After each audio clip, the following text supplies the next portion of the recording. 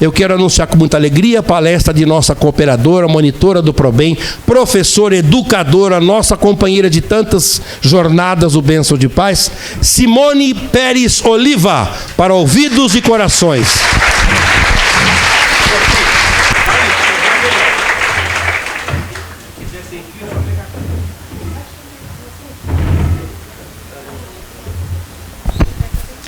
Boa noite a todos. Eu estava olhando as fotos aqui e fiquei pensando, hoje é uma noite festiva, né? 25 anos o Bênção de Paz está comemorando. E há 25 anos eu faço parte dessa história. Daria uma palestra, né? Sou da primeira turma do ProBem. E olha quantas histórias. E por que esta casa se mantém? Eu me lembro, não mudou a essência. Desde quando nós iniciamos, sempre foi dito o seguinte: vamos seguir o Evangelho do Cristo. Porque seguir o Evangelho não tem erro. E hoje eu vou falar sobre o maior dos educadores. Quando nós nos colocamos à disposição da espiritualidade, nos conectamos, essa espiritualidade, ela nos presenteia com tantas coisas boas. E quando eu pensei, o que falar? Tem tantos temas importantes, mas o tempo todo eu fui intuída para falar sobre o Evangelho, sobre Jesus. E hoje aqui, numa noite festiva, eu pensei, poxa, acho que o tema está correto mesmo, porque há 25 anos esta é a essência do Bênção de Paz. Então é com muita alegria que nós estamos aqui conversando, alegria por quê? Porque é um momento de estudo, é um momento de conexão com a espiritualidade, é um momento de estar trocando ideias com vocês. E olha só como Deus é bom, né? Ele acredita na gente, Ele nos dá sempre uma oportunidade. Apesar de todas as nossas imperfeições, quando nós estamos aqui, nós estamos falando, estudando, aprendendo, tudo aquilo que a gente ainda precisa aprender, relembrar. Então, é uma gratidão essa oportunidade de estar aqui e uma grande responsabilidade. Então, eu peço a Deus, a toda essa espiritualidade, que eu seja efetivamente um instrumento para que vocês possam sair daqui com certeza melhores. Não porque vou falar coisas que ninguém conheça. Não é por isso. Mas é porque falar de Jesus sempre traz bons resultados. Então eu escolhi a parábola do bom samaritano. Mas antes de falar da parábola do bom samaritano, como o Henrique já falou, eu sou professora.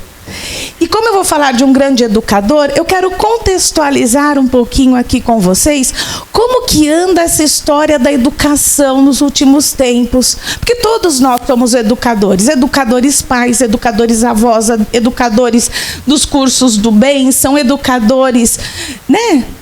Todos nós somos. E, além disso, sou educadora e vejo como estão as coisas na nossa educação e quanta preocupação nós temos em relação às nossas crianças, aos nossos jovens. Então, hoje, quem tem filhos aqui em idade escolar, quem tem adolescente, sabe. Quando nós vamos procurar uma escola, essa é uma época que todas as escolas, principalmente as particulares, ficam fazendo de tudo. Para quê? Para fidelizar aqueles alunos, para poder atender às expectativas. E a cada ano que passa, eu percebo assim, olha, uma escola está oferecendo agora um curso de internacionalização, aulas com espaço maker. O aluno tem que ser o protagonista. São metodologias inovadoras. Temos uma nova lei de base nacional curricular para todas as crianças, para todas as escolas. A educação, o que é ensinado, tem que ter intencionalidade, tem que ter um objetivo. E aí nós vamos correndo atrás de tudo isso. Aí uma oferece isso, a outra oferece aquilo. Quem procura escola está vendo. Quais são os diferenciais educacionais? Quais são as metodologias inovadoras? Tem que ter impressora 3D, o outro tem o bilíngue, já não tem mais o bilíngue, tem que ser o trilíngue, e assim vai. Cada vez mais precisamos oferecer e competir. Por que eu estou trazendo isso? Porque às vezes nós temos tantos dramas, e esquecemos que o maior dos educadores era o que tem tudo isso que hoje está pedindo. E que se nós seguíssemos esse educador, que é Jesus, talvez todas as nossas dores fossem menores. É fácil? Não. Mas seria mais tranquilo. Então nós vivemos num mundo de disputas, de competições, de cada vez ter mais. E aí, com simplicidade, há 2000 anos atrás, passa por aqui o maior dos educadores. Ele já era um educador moderno. Todas essas metodologias que existem, ele já se utilizava. Ele ensinava através de parábolas, porque na parábola ele explicava através de objetos, de fatores, de situações próximas da situação que acontecia para que o outro pudesse entender. Então ele já tinha aula de metodologia ativa, ele já fazia tudo o que deveria fazer, utilizava todas as múltiplas inteligências. Por quê? Porque ele se colocava na situação necessária de quem precisava. Então, olha só, e nós estamos aqui correndo para alcançar algo que nós já temos como evangelho. Então, essa é a dica. Vamos seguir o evangelho que ele nos traz, as respostas, as reflexões e o caminho. E antes de falar sobre a parábola, é interessante entender em que momento essa parábola foi escrita. Nós vamos ler a parábola no capítulo 10, versículos do Evangelho de Lucas, versículo 25 ao 37. Só que esta caminhada de Jesus, ela começa um pouquinho antes, lá no capítulo 9 de Lucas. Eu não vou me estender a isso, porque o objetivo é falar sobre a parábola. Mas, por que Jesus contou essa parábola? Ele já pressentia que ele morreria crucificado. Então, ele resolveu ir para Jerusalém. E ele chegou para os apóstolos e disse assim: eu vou para Jerusalém, porque era muito comum fazer as peregrinações em época de Páscoa. Então, ele falou para os apóstolos: eu vou para Jerusalém, mas eu vou passar pela Samaria. E os apóstolos acharam estranho, mas ele vai fazer o caminho mais longo, um caminho mais difícil, um caminho mais árduo. Eles acharam estranho, mas tudo bem. Aceitaram. E aí, o que eles fizeram? Bom, então, já que Jesus vai para Jerusalém e vai passar pela Samaria, era muito comum também que quando as pessoas faziam as peregrinações, elas paravam na Samaria, eles precisavam parar, porque era muito distante o caminho, e precisavam de hospedagem, precisavam de alimentação. Isso já era lei, todo mundo já arrumava um espaço para esses peregrinos. Muito bem, foi Jesus pelo caminho mais tortuoso, e o João, um dos apóstolos, falou o seguinte: olha, então já que Jesus vai, vamos na frente, que nós já vamos preparando a hospedagem, para ele poder descansar até chegar no destino. E foram lá na frente. Quando eles chegaram lá na Samaria, pediram hospedagem para Jesus. O que aconteceu? Os samaritanos não arrumaram a hospedagem para Jesus. E João ficou muito bravo, falou: mas como? Isso é lei.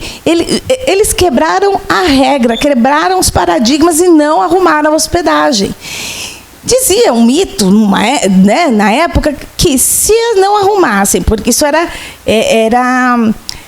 algo que era uma santidade, era algo que todos esperavam. Que se não acontecesse aquilo, poderia cair um raio do céu e queimar quem não hospedou e toda a sua família. Então João naquela hora ficou, quer dizer que se não acontecer isso, podemos pedir para matar todo mundo aqui, pôr fogo em todo mundo e acabar com tudo.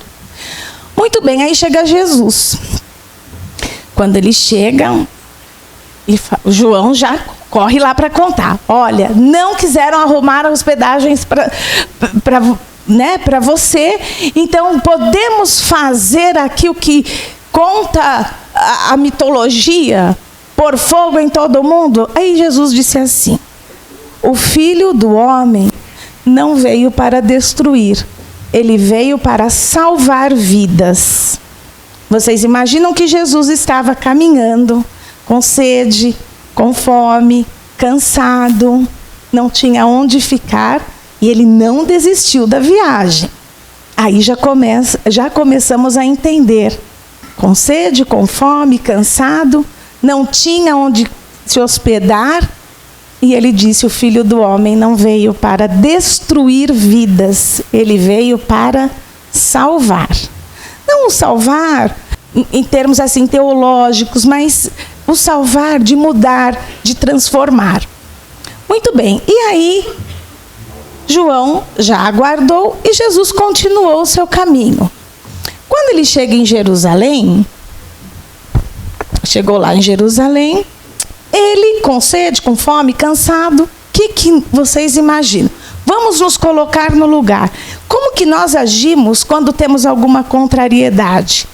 Vocês acham que quando ele chegou em Jerusalém, ele foi recebido por quem?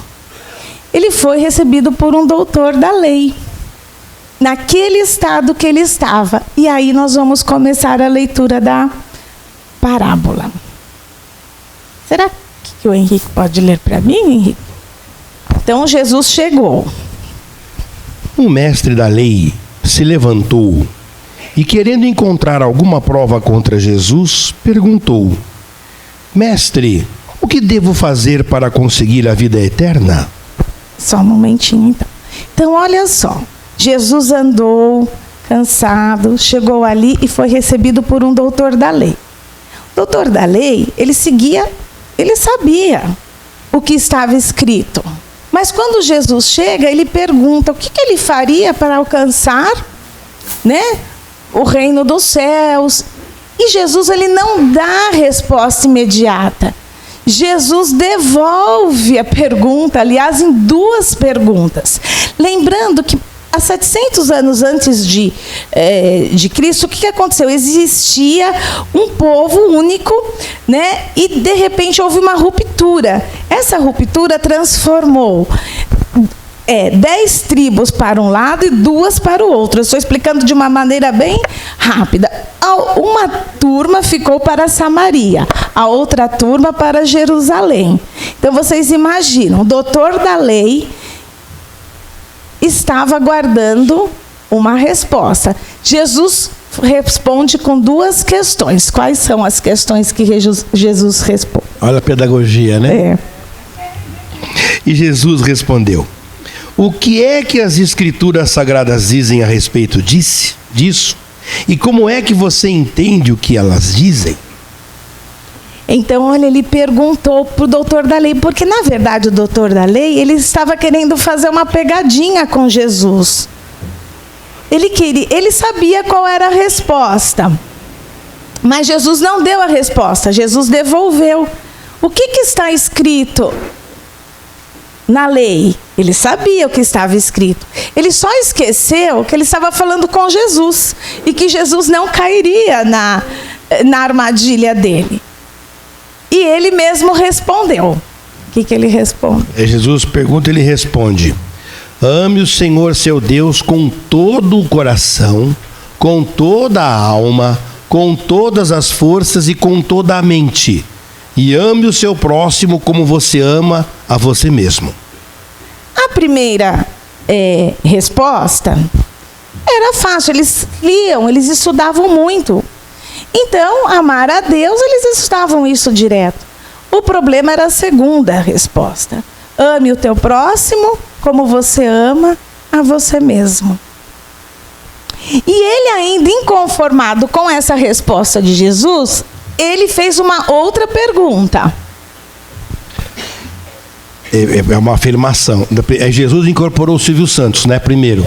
A resposta está certa. Ele fala que a resposta está certa. Isso. Disse Jesus, faça isso e você viverá. Isso, ele responde, você sabe o que é para fazer.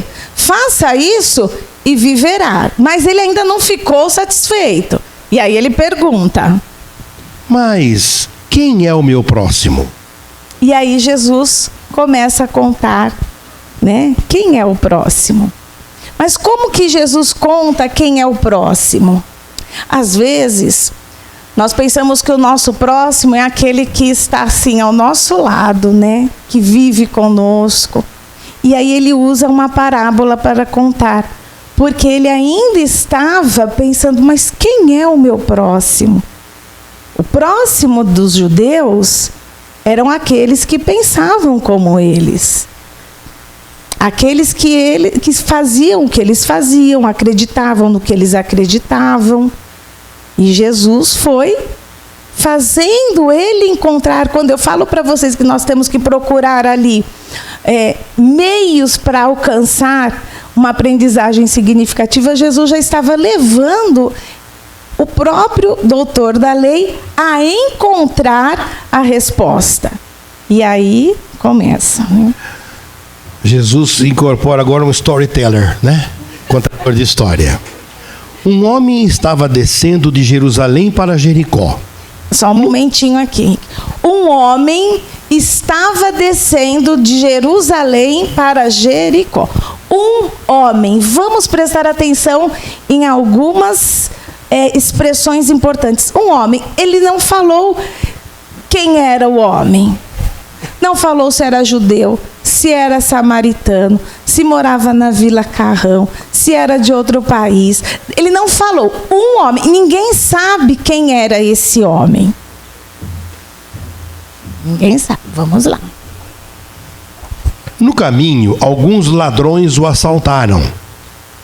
Tiraram a sua roupa, bateram nele e o deixaram quase morto. Então, olha só. Descia um homem, que ninguém sabe quem era. 2 ladrões bateram, deixaram ele totalmente ensanguentado, inconsciente, nu. Tudo que podia acontecer, aconteceu com aquele homem. Acontece que um sacerdote estava descendo por aquele mesmo caminho. Quando viu o homem, tratou de passar pelo outro lado da estrada. Então, o sacerdote passava por aquele caminho. Olhou o homem e o que ele fez? Continuou. Porque naquela época, um sacerdote era uma pessoa religiosa. Ele seguia as leis. E segundo as leis, ele não sabia se o homem estava morto, vivo. Naquela condição, para ele... ele poderia se tornar impuro, então ele não podia fazer nada. A lei dizia, né, que ele não podia fazer. Então ele olhou e passou. Era um homem reconhecido, estudioso. Ele tinha livre acesso à cultura, aos ensinamentos, mas passou e nada fez. Também um levita passou por ali. Olhou e também foi embora pelo outro lado da estrada. Levita também seguia o sacerdote, também eles transcreviam as escrituras para poder multiplicar nas sinagogas. Então também eram pessoas que tinham acesso fácil à cultura, aos ensinamentos. Então, mas se o sacerdote passou e não fez nada, também ele passou e deixou aquele homem ali. Parando e trazendo um pouquinho para a gente, quantas vezes nós também passamos, em algum momento, no nosso dia, na nossa existência, na nossa casa, no nosso trabalho, quantas vezes nós passamos por alguma situação e também não damos atenção. Às vezes, olha, agora não estou com tempo, depois nós conversamos sobre isso, agora não estou com cabeça, olha, estou cansado. Quantas vezes a nossa passagem também é sem atenção? Às vezes uma palavra, um abraço, um sorriso, e a gente passa. Uma rifa. Não é? Todo mundo vai comprar, não preciso. Não é assim? Às vezes, não preciso. Ali falou, bastante gente já pegou. E aí nós passamos por aquela situação sem perceber. E aí continua.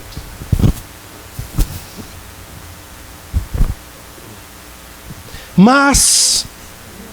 Por isso que eu pedi para o Henrique ler, né? Ele dramatiza, fica melhor. Um samaritano que estava viajando por aquele caminho chegou até ali. Aí chegou o samaritano.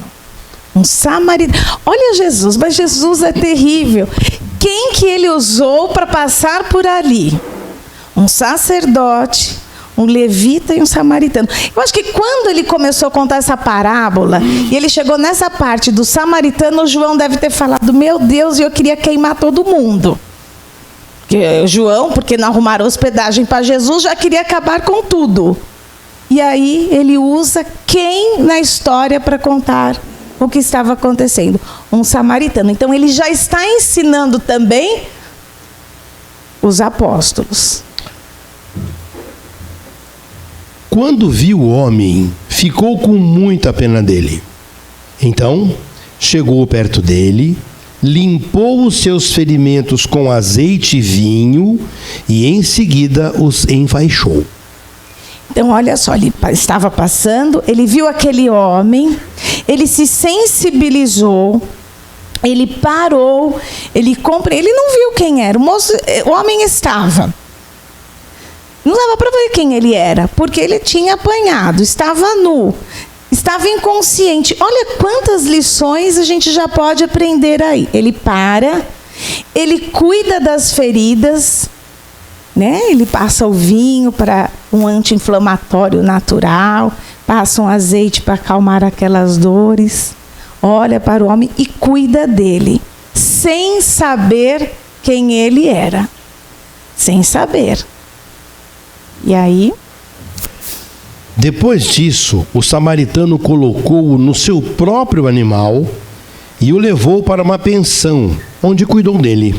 Olha só, ele sai, ele deixa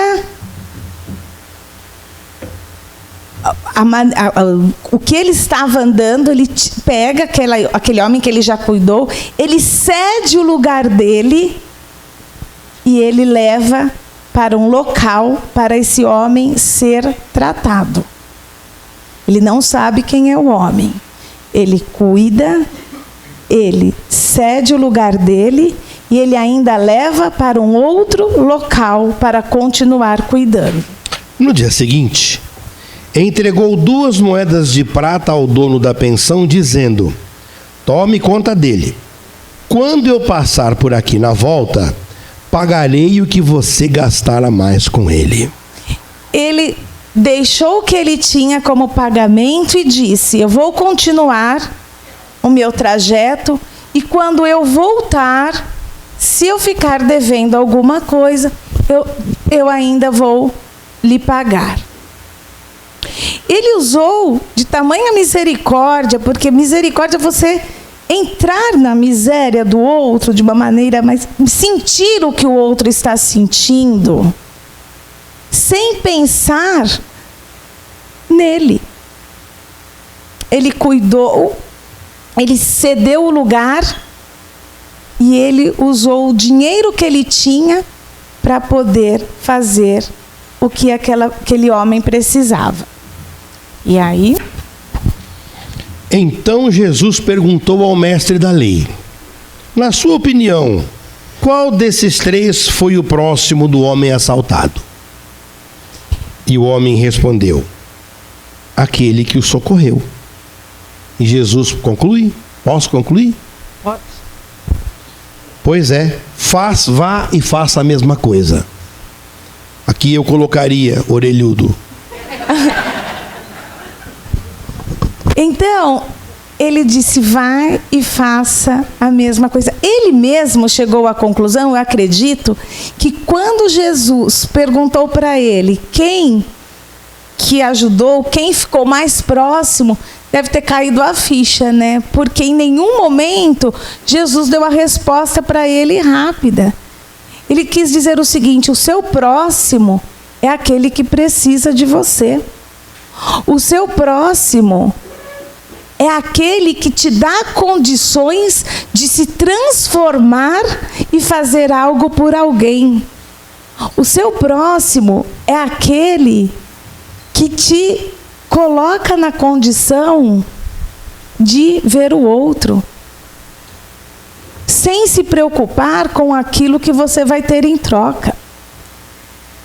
Quantas vezes nós deixamos de ajudar alguém que está precisando? Porque nós pensamos, será o que eu vou ganhar em troca disso? Ah, não vou fazer. E aí a gente escolhe, olha, eu vou fazer para esse porque eu gosto, aquele ali hoje falou bom dia para mim, aquele não falou, então eu não vou ajudar. Nós somos assim. Isso é humano. É mais fácil nós ficarmos com as pessoas que pensam como nós pensamos, que gostam do que nós gostamos, que concordam com o que nós falamos. Mas a parábola, Jesus explica através de um exemplo. Ele usa vários personagens ali para exemplificar o que nós precisamos fazer. Primeira coisa, vamos nos colocar no lugar do outro, sentir, tentar entender o que o outro está entendendo. Vamos fazer o que nós podemos fazer de todo o coração, de toda a alma e de todo o quanto nós pudermos fazer. Isso é para tudo. É hora de nós refletirmos. Essa é uma grande oportunidade. Porque toda vez que nós temos dúvida de alguma coisa, é só seguir o Evangelho. É perdoar. Aí tem a questão do perdão. Aquele homem talvez nunca mais encontraria Jesus. Mas ele fez a parte dele, o samaritano, né? Talvez ele não encontrasse mais aquele homem. Se aquele homem acordasse, ele ia lembrar quem que salvou, quem fez, quem não fez. Não, ele estava inconsciente. Então, é se colocar no lugar do outro, é entender a dor do outro. Hoje está muito difícil nós entendermos. É não julgar. Ah, não vou ajudar porque hoje ele não foi legal comigo, deixa. É dar atenção a pequenos detalhes que muitas vezes estão passando. Essa semana eu atendi casos muito dramáticos na escola. Em menos de uma semana, casos diferentes, mas casos que a gente percebe que falta o quê, gente? Jesus, Evangelho, oração. Por isso que eu falo, quando nós nos conectamos com a espiritualidade, quando nós nos aprofundamos nessas leituras, nós vemos que nós somos, muitas vezes, os sacerdotes, às vezes o levita, às vezes o samaritano. Nós nos vemos nessas situações. Só que Deus nos dá a oportunidade diária de um novo dia, de uma nova história, de um recomeço. Então, nós temos que sair daqui pensando, o que eu posso fazer? Quem é o meu próximo? Às vezes o próximo somos nós mesmos, próximos de nós mesmos. Nós não estamos próximos de nós? E quantas coisas nós precisamos melhorar? E se eu melhoro o que está aqui dentro de mim, eu melhoro com o outro, com o meu próximo. E não é muito fácil. Então, quando eu vejo esses dramas que todos nós temos, eu fico pensando, o que nós podemos fazer? Seguir o Evangelho. Às vezes não é tão simples entender o Evangelho. Mas hoje tem tantos meios para a gente entender, para interpretar, né? Tantos canais de comunicação que nos explicam, que nos ensinam, que nos aprimoram. Vamos seguir esse Evangelho. Tem uma história do Chico, que ele veio uma vez para São Paulo, numa festa de um centro espírita que comemorava, acho que 20 e poucos anos, 25 anos. E quando ele chegou, era uma noite festiva, e quando ele chegou no centro, todo mundo preparado para a festa, e chegou um homem com seus filhos, pedindo o que comer. Eles não tinham, estavam andando. E aí os trabalhadores daquele centro disseram assim: como que você pode estar aqui esse horário com essas crianças sem comer, andando, e você deveria estar na sua casa? E, bom, falaram várias coisas para aquele homem e ele foi embora com seus filhos. Aí chegaram: olha, Chico, já doutrinamos o homem que chegou aqui. Veio aqui, você acha esse horário com essas crianças sem comer e andando na rua à noite? Chico falou: pelo amor de Deus, onde está esse homem? Meus filhos não façam isso. Este homem vive um drama terrível. A mulher o deixou, ele poderia ter deixado essas crianças em qualquer lugar e ele está aqui. Peguem o que vocês têm e vamos lá. Vamos ajudar esse homem. Aí todo mundo desesperado saiu, foi lá e ajudou o homem. Esses somos nós. Eles acharam que fizeram, doutrinaram lá o homem, falaram. Então nós julgamos sem conhecer, sem saber o que está por trás da história. Né? Às vezes alguém conta alguma coisa para a gente: ai, é isso, estou com raiva, faça isso, fala aquilo. Não, temos que ouvir. Ouvir. Sempre tem algo ali que precisa ser cuidado. Nós precisamos cuidar mais, ser mais gentis. Irmã Dulce, tanto falada, né, nesses últimos tempos, também. Ela pegava os doentes para cuidar. Tem um supermercado ali que ninguém está usando o estacionamento. Ela colocava os doentes lá.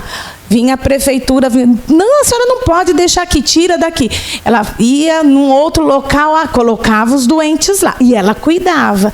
Até que um dia ela chegou para a madre e falou assim: olha, eu não tenho onde colocar meus doentes. E eu não posso deixá-los. Então traz aqui, no nosso convento tem um galinheiro e nós vamos arrumar aqui. E ela levou os doentes para lá. Então esses exemplos de pessoas que são missionárias, claro, nós não estamos nessa condição, mas nós podemos conhecer e a cada dia melhorar um pouquinho. Nós precisamos olhar mais para os nossos filhos, para os nossos criança, adolescente, para os nossos pais, para o nosso marido, para a nossa esposa, para o nosso amigo, ter mais tempo. Porque, passa assim.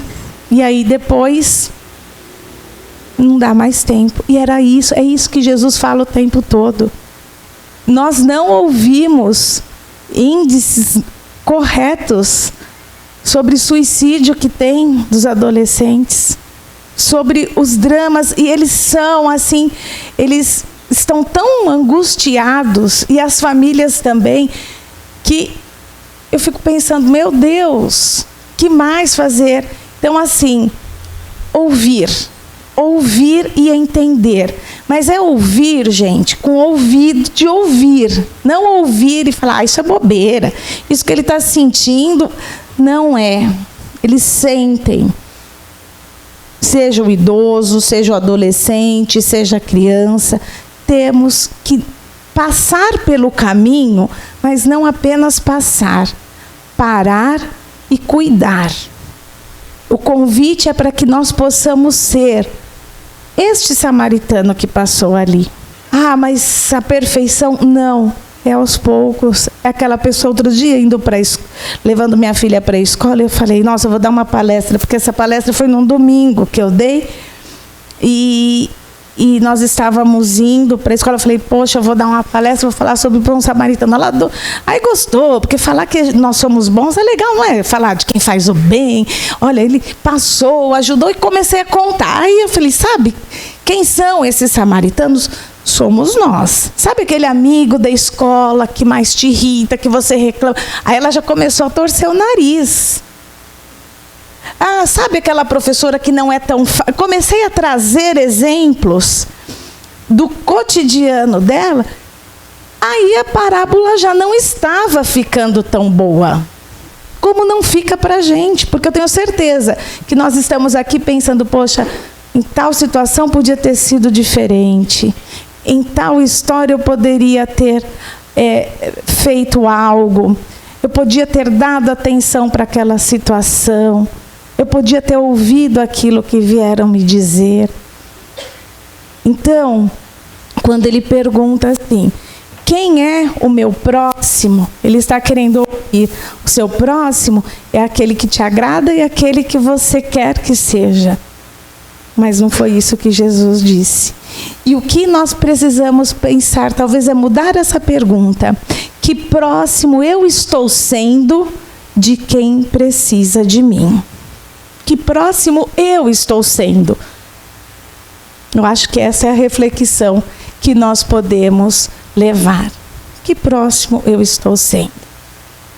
E que Jesus, na sua infinita bondade e misericórdia, possa atingir todos os lares que aqui estão representados e levar a cada um de nós a resposta, o consolo, o caminho, mas que estejamos atentos nesse caminho e que cada dia mais possamos melhorar nessa existência e assim contribuir com aqueles que estão conosco.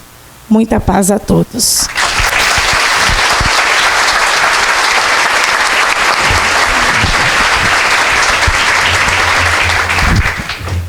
Antes de passar para as vibrações, quero transmitir aqui o aviso do pessoal da livraria e acho que é da Adriana, não sei. As sacolinhas das crianças, que é a sacolinha de Natal. Quem quer, eu queria pegar uma sacolinha para colocar um tênis, um presentinho, uma roupinha para cada criança da creche do projeto.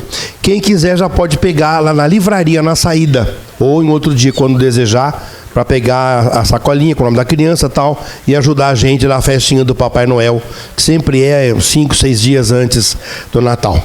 Tá bom? Passar aqui. Oi? Vamos passar para a nossa Hilda fazer a leitura.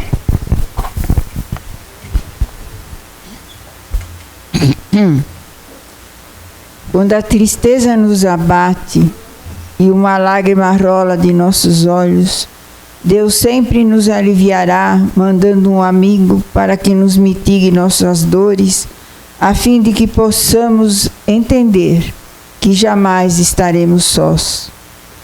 Diante das vicissitudes por que passamos, diante de tantas agruras que o planeta por ora passa, peço-lhes que tenham fé na providência divina. Pois um séquito de amigos espirituais nos acompanha para minimizar nossas dores, sejam elas quais forem. O fato de nós termos a oportunidade de frequentar uma casa espírita sempre nos dará o alento que necessitamos. O socorro sempre vem e com certeza virá em todos os instantes de nossas vidas. Esta casa, pela qual tenho um amor profundo, porque ela é sem dúvida pelo fato de trabalhar aqui, o alimento de meu espírito, principalmente quando a tristeza me abate, porque também fico triste em ver o quão difícil é trabalhar em prol da felicidade do nosso próximo. Trabalho nesta casa junto com vários companheiros que, por amor a ela, sempre estão dando o seu melhor para que uma casa cumpra seu dever. Primeiramente a Deus e a Jesus, e por que não dizer a sociedade.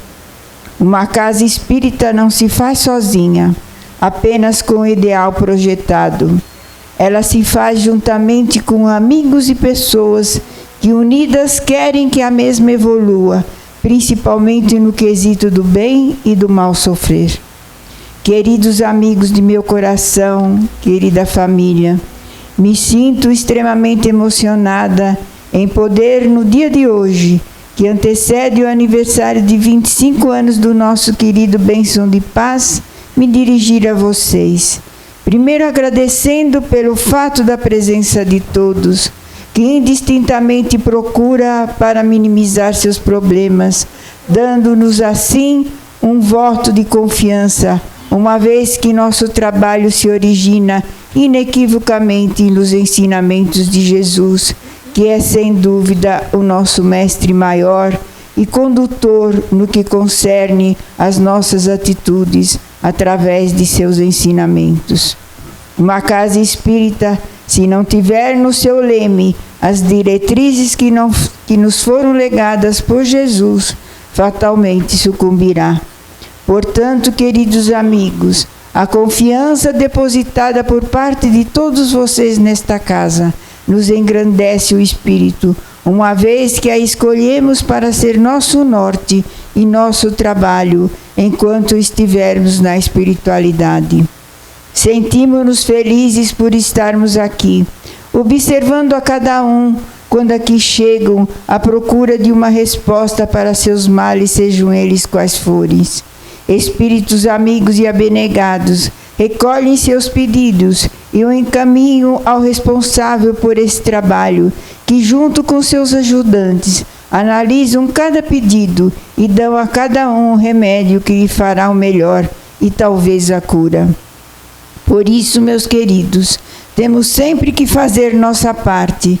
Jesus espera isso de nós. Uma de suas frases que nos calam profundamente diz o seguinte: ajuda-te que eu te ajudarei. Isso nos remete então à nossa responsabilidade perante a vida, ao nosso trabalho e aos nossos problemas. Vamos fazer por merecer a ajuda pela qual muitas vezes imploramos. Uma casa, seja qual for sua denominação, não realiza milagres instantâneos. É um processo por vezes lento, que requer nossa colaboração. Sendo assim, podemos esperar a ajuda pela qual tanto almejamos. Esta casa é a síntese de tudo que acabei de lhes relatar. Ela quer com certeza, e foi criada para isso, dar o suporte que todos necessitam. Segue com Jesus, seus ensinamentos e suas diretrizes. Por isso não há como falhar. Se não obtivermos resultados, creiam, a falha é nossa. Mas nem por isso deixamos de receber sua misericórdia. Benditas são as casas, e esta é uma delas, que acima de tudo tem o Evangelho como seu norte.